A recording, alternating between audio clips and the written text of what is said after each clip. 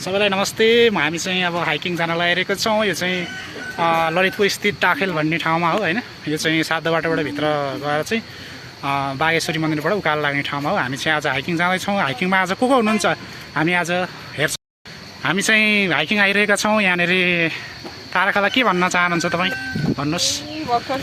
कस्तो लाग्यो दिवाकर पौडेलले छानेको लोकेसन, प्रभाकर पौडेलले हेरेको डिरेक्सन है एकदम बेस्ट छ, शीतल छ। कोही एकदम फेमस रहन्छ यो चाहिँ हैन। कसैले हामीलाई डिस्टर्ब गर्ने छैन। डिस्टर्ब गर्ने छैन। यहाँ बाँदर चाहिँ आउँछ एउटा ढेडु र हामी चाहिँ धेरै उकालो लागेको छैन है। अहिले चाहिँ इनर्जी भएर बोल्यो। हाम्रो यस सिउँडी पौडेल समाजको सदस्यहरू मिलेर चाहिँ आजको यो शनिबारको दिनलाई एकदम उत्कृष्ट बनाउनको लागि चाहिँ हामीले यो हाइकिङ सुचारू गरेका हौँ। र यो हाम्रो हाइकिङको मेन उद्देश्य भनेको चाहिँ हामीले कसरी यो एकदमै हेरौँ अनगिन्ती छ, कति सकिन्छ।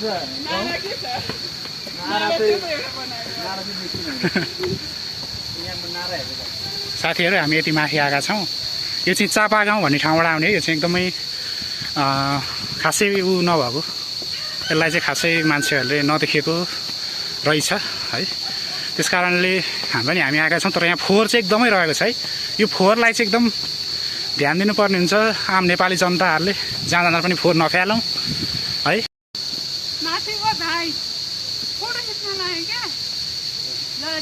फोटो खिच्ने कार्यक्रम छ है अब हाम्रो। शशी के छ,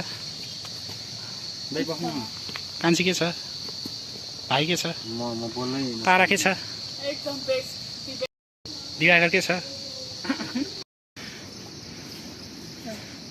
यो स्वर्ग जस्तो सल्लोका बाँच्न कहाँ पाइयो होइन। यो के उत्पात आइरहेको यस्तो बिचमा रुख छ। म त अचम्मै परिसकेको। सिँढी यस्तो छ, बिचमा रुख छ। ल यो चाहिँ टखेलको पार्क जाने बेलामा यो बाटोमा पर्ने है। टखेल पार्कको बाटोमा त्यहाँका चाहिँ साथीहरू आउनु होला।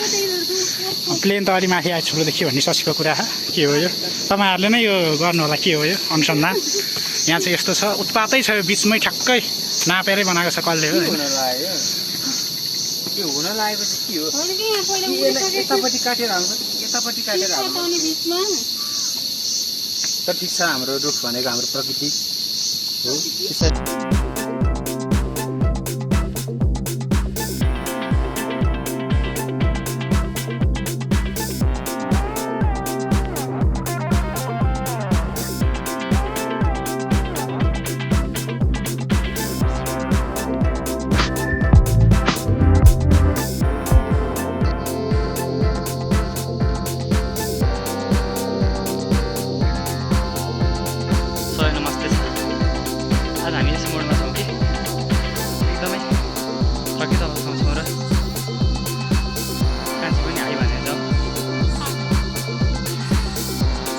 आउँदै हुनुहुन्छ हाम्रो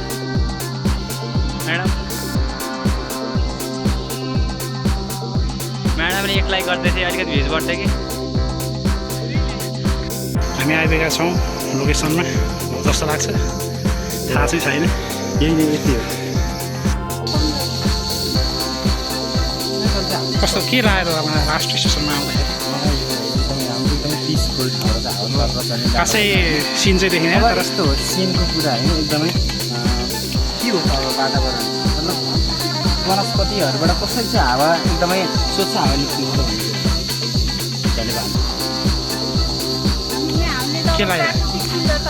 प्रकृतिको महसुस गर्न पाएँ नि त। जङ्गल छ, जङ्गल हामी त्यस्तो धुलो यताउता फोहोरमा बसेको मन आनन्द हुन्छ त के।